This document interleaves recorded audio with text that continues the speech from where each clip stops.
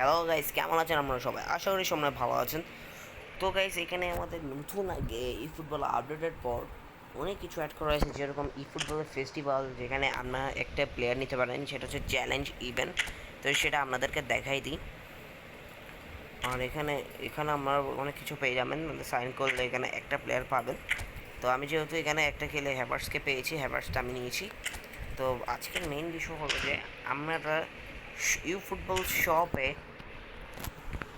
যে প্লেয়ারগুলো আসছে, যেরকম লুকা মদ্রিচ এবং আপনার কি ট্রিপিয়ার ওয়েলস।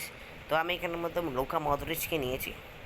আর এগুলোকে নিতে বলে এগুলোকে নিব না, ভালো যেহেতু এগুলোর কার্ডগুলো এত তাই না আপনার বলতে গেলে।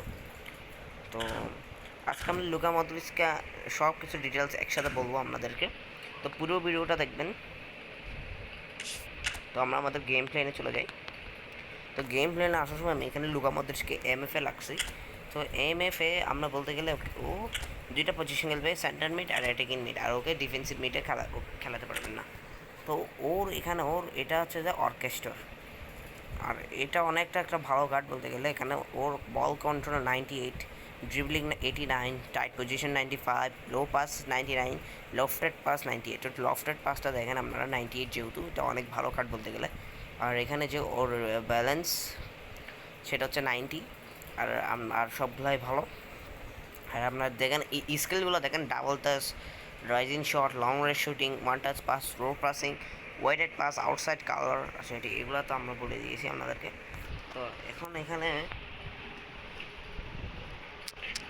আপনার যে অ্যাডিশনাল স্কিলস, এটা man marking, pin point crossing, 5% রাবোনা, accord break, finishing.